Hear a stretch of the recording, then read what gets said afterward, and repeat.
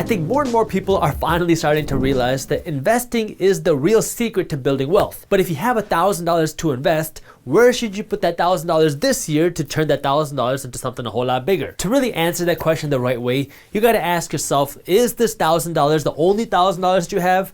Or do you have $1,000 today and then you can add more money to your investments over time? I want to start by talking about here, assuming you only have $1,000 to invest and that's it. So you're going to take this $1,000 and put it somewhere and then you're going to let this money grow, assuming you only have $1,000. Then I'm going to get into what if you have $1,000 right now and then you can keep investing more money every month or every year. If you only have $1,000 to invest and this is money that you've been saving up, getting ready to invest, and you want to put this money somewhere, that way you can grow this $1,000 into something bigger, then the stock market or your traditional investments are probably not the right place to go, because if you put $1,000 into the stock market and let's assume you can get a great return, you get a 50% return after 1 year, that means after a whole year of investing your money, you're only going to make $500. Now, a 50% return is an amazing return, but $500 is not really going to change your life. So your goal should be to use this $1,000 to create more income. That way you have more money to invest in things like the stock market, and I'll show you why. But before I do that, I need you to do me a quick favor and invest in the thumbs up button below. If this is your first time investing money, then chances are you are probably going to be a little bit scared or a little bit hesitant because you don't want to lose this hard-earned $1,000. And so you might be looking for something that's low risk. And for a lot of people, that might mean investing your money in the bank, in your savings account.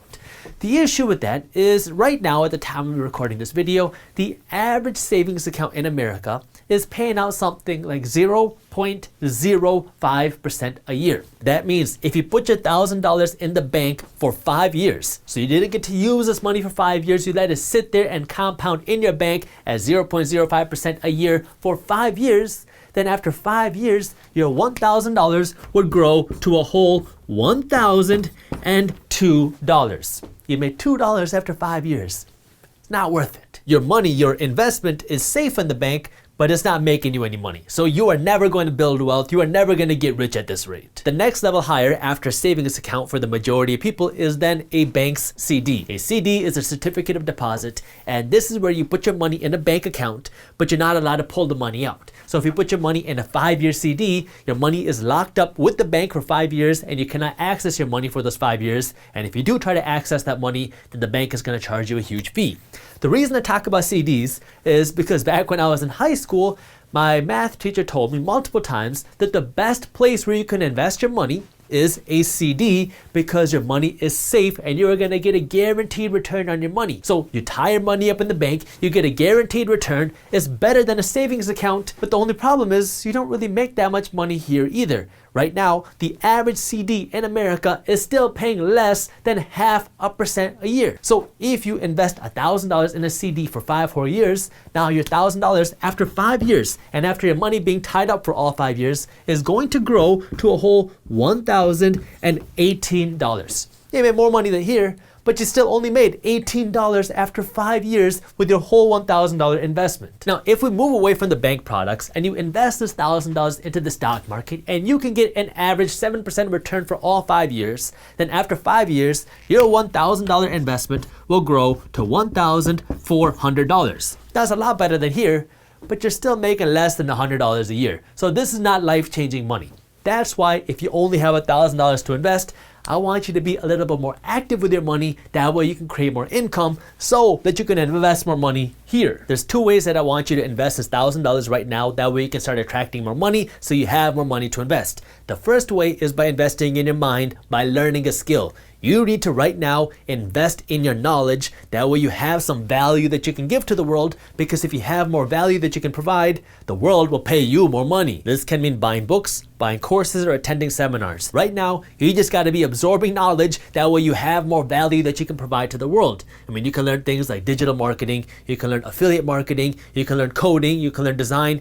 You just got to learn some value that other people and other companies need. That way you can start making more money. The second thing that I want you to do is now invest in actually creating that income. The great thing about being alive right now is it is more accessible than ever to create a new income stream on the internet. So anybody can do this. The downfall is you got to be the one to kind of go out of your comfort zone and find a way to create this new income. I started Minority Mindset with less than $1,000. I don't even think I spent $500 when I started Minority Mindset. I started the company by making YouTube videos with my cell phone in front of a white wall. That was it. The only thing I spent money on was like a $25 tripod on Amazon and a couple $20 or $30 lights. That was it. I don't have any fancy editing software, no fancy microphones, no fancy cameras, no fancy equipment. I just started talking in front of my phone. I invested a lot of time on my end. I spent a lot of time learning how to make videos. I spent a lot of time making videos, and I spent a lot of time trying to learn how to not be awkward on camera.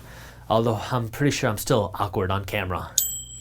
But we were able to grow from that small investment of less than $1,000 to now a full financial media company where we have a daily financial newsletter. We have like a dozen writers writing for our blog every single day, and we have an awesome office and a really cool downtown. If you only have $1,000 to invest and that's it, right now you gotta invest in your knowledge first. So books, classes, seminars, and once you do that, then you gotta invest in taking action. Find something that you want to do and create it and use that money to fund whatever it is you want to do. Second, if you have $1,000 right now to start investing and then you can add more money to your investments every single month, now your options are a little bit different. At this point, you have a steady stream of income. Maybe you're working a job and you saved up $1,000 and every month you want to add more money to your investments. Or maybe you're running your own business and you saved up $1,000 that you can invest somewhere else, and every month you can add more money to your investments. Whatever it is, you have the steady stream of income where you have $1,000 to invest right now and you can keep adding more money to your investments. Now, obviously, the things that I just talked about always apply.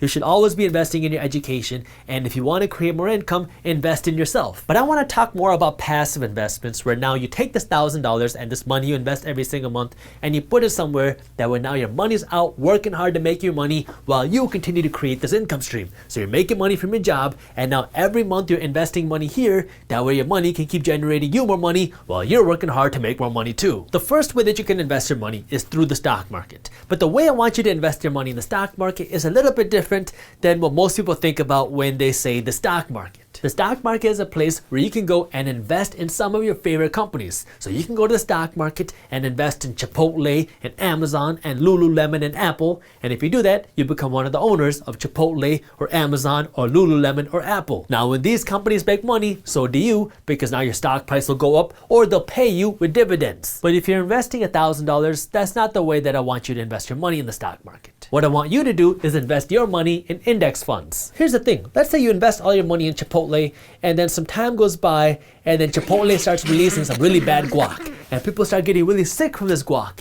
And then Chipotle has to declare bankruptcy because of all the lawsuits they have to go through because of the bad guac they serve their customers. If that happens and Chipotle goes bankrupt, not because of what you did, but because of their executives who drove the company into the ground, now your investment is worthless, even though you invested all your money into Chipotle thinking that they would make a great product. When you invest in individual companies like Chipotle, then you have the opportunity to make a lot of money because Chipotle can come out with a new type of guacamole and people could love it and it could double their revenue and their stock price could double, which would make you a whole lot of money. But the flip side is it also comes with more risk, because if Chipotle doesn't do good or if they go bankrupt, then your money just goes away. If you're not interested in spending a decent chunk of time studying companies, learning to invest, and reading their earnings statements, then you probably don't want to be investing in individual companies because, well, there's a whole lot more involved than just finding a hot stock to invest in. That's where index funds come in. Because with index funds, now you don't have to find the perfect company to invest in. You can invest in a group of companies. Like you can invest in the general stock market, or you can invest in tech stocks, or you can invest in dividend paying stocks that where you're getting cash flow. So now you're not trying to find the best company to invest in. You just got to find what you want, whether it's dividends or real estate or technology or the general stock market, and then you can invest in that general sector. The way you invest in these funds is the same way you invest in stocks. You just go into your stock brokerage, enter whatever fund you want to buy, and then you can buy it. But I do got to let you know that you are not guaranteed to make money when you invest. You might even lose money. Even if you invest in an index fund, you can still lose money, which is why you always want to do your own due diligence and you never want to blindly listen to a random guy on YouTube. Let me give you a few examples. Again, these are just examples, not things that you need to invest in, so make sure you do your own due diligence. If you wanted to invest in the general stock market, you can invest in funds like VOO or SPY. These index funds give you exposure to the S&P 500, which essentially means if you invest in VOO or SPY, you are getting exposure to the 500 biggest companies in the United States. Now, usually, if the economy grows, these 500 companies will grow, which means these funds will grow along with the stock market. If the economy is shrinking, these funds will go down too. If you're a big fan of technology and you want to get exposure to the technology sector, then you can look at funds like VGT and QQQ. These funds will give you exposure to tech companies like Apple and Microsoft and PayPal. So if you want to get involved in tech, this is a good way to go. Now, both of these funds are going to give you exposure to different companies. So what you want to do is actually research these funds. Just go to Google and search these funds, and you will get a whole bunch of articles explaining which companies these funds invest in. So make sure you do your own research. And then for those of you who like passive income, you can look at investing in dividend ETFs like VYM and SDY. This Y is all messed up. These funds are investing in companies that pay out big dividends, and so when you invest in these funds, you're investing in a fund that invests in a whole bunch of dividend-paying companies, and so now these dividend-paying companies are paying into this fund, which pays you. Now, the best way to actually invest your money is to create an automatic system where anytime you get paid, a portion of your paycheck, let's say 15% of your paycheck, will go directly into the funds that you want to invest in. That way now, anytime you get paid, your money will automatically go into the funds that you want to own.